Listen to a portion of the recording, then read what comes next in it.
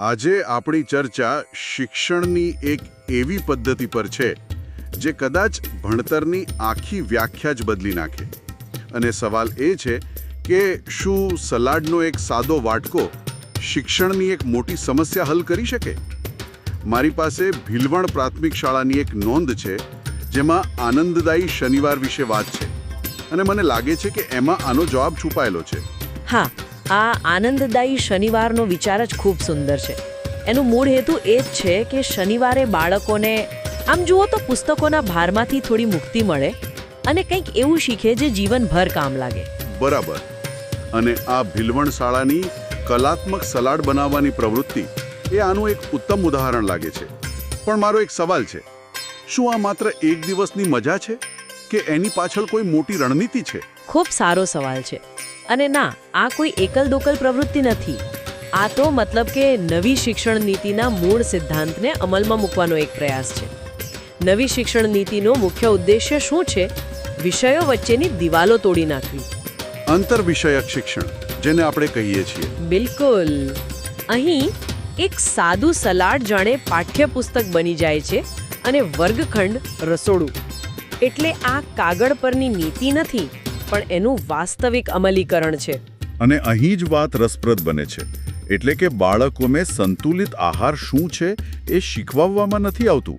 ના, એમને એ બનાવવાનું કામ સોંપવામાં આવે છે. બરાબર. આનાથી માત્ર જ્ઞાન નહીં, પણ એક જવાબદારી અને નિર્ણય શક્તિનો પણ વિકાસ થાય છે. ચોક્કસ. અને સૌથી અદ્ભુત વાત એ છે કે કેવી રીતે એક પ્રવૃત્તિ અનેક વિષયોને જોડે છે. જેમ કે વિજ્ઞાનની વાત કરીએ. હા, એ કઈ રીતે જોડાય છે? બાળકો ફળો અને શાકભાજીમાં કયા વિટામિન્સ છે, કયા પોષક તત્વો છે, એ બધું શીખે છે. અને સાથે સાથે સલાડ બનાવતા પહેલા હાથ ધોવા, શાકભાજી સાફ કરવા, એનાથી સ્વચ્છતાનું મહત્વ પણ સમજે છે. ઠીક છે, વિજ્ઞાન અને સ્વાસ્થ્યનું જોડાણ તો સ્પષ્ટ છે, પણ મને એ જાણીને આશ્ચર્ય થયો કે નોંધમાં ગણિતનો પણ ઉલ્લેખ છે. સલાડ બનાવવામાં ગણિત ક્યાંથી આવ્યું? ના, જરાય નહીં. ખરેખર તો આ ગણિત શીખવવાની સૌથી વ્યવહારુ રીત છે. તમે વિચારો, જે બાળકને વર્ગમાં અપૂર્ણાંક સમજવામાં તકલીફ પડતી હોય, તે જ્યારે કાકડીના 2 સરખા ભાગ કરીને અડધું અને પછી તેના 4 ભાગ કરીને પાવ શીખે છે, ત્યારે એ ખ્યાલ એના મગજમાં કાયમ માટે છપાઈ જાય છે.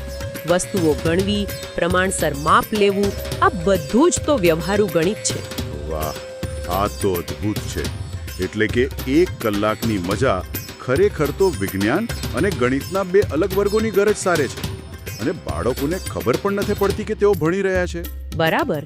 અને આમાં પર્યાવરણનું શિક્ષણ પણ સહજતાથી જોડાઈ જાય છે. એ કેવી રીતે?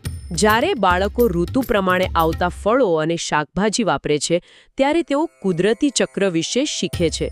અને સૌથી મહત્વનું, તેઓ ખોરાકનો બગાડ ન કરવાનું શીખે છે. દરેક દાણાનું મહત્વ સમજે છે. અને વાત અહીં અટકતી નથી, ખરું ને?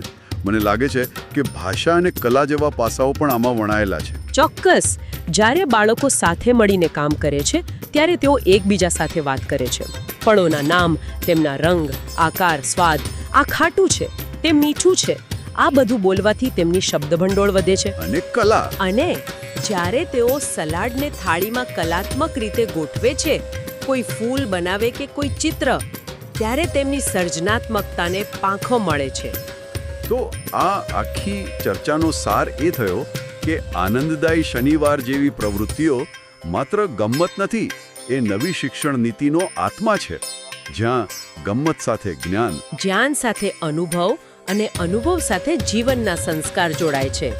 આનાથી બાળકોમાં આત્મવિશ્વાસ વધે છે અને સ્વસ્થ જીવનશૈલીના પાયા નંખાય છે. બરાબર.